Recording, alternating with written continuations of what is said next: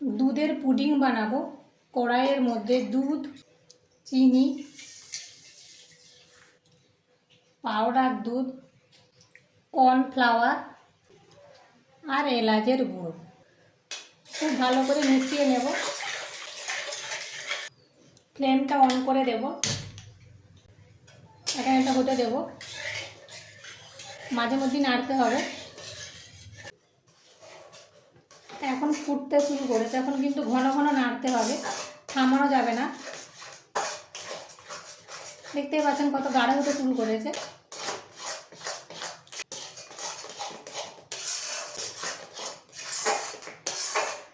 হয়ে গেছে, এখন আমি ফ্লেমটা অফ করে দেব। অফ করার পরও কিছুক্ষণ এভাবে নাড়তে থাকবো। একটা কেকের মোল্ড নিয়েছি, মোল্ডের মধ্যে ঢেলে নেব। নিয়েছি, হালকা ঠান্ডা হয়ে গেলে আমি ফ্রিজে ঢুকিয়ে সেট হতে দেব।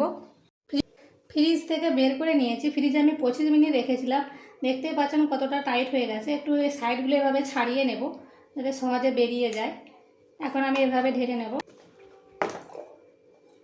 দেখতেই পাচ্ছেন কত সুন্দর হয়েছে। উপরে একটু পাউডার দুধ দিয়ে দেব। কেটে দেখাচ্ছি।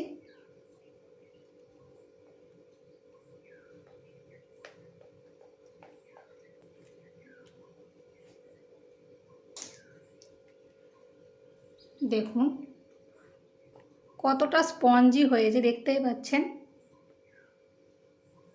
একবার বাড়িতে বানিয়ে দেখবেন, বাচ্চারা খুবই পছন্দ করবে।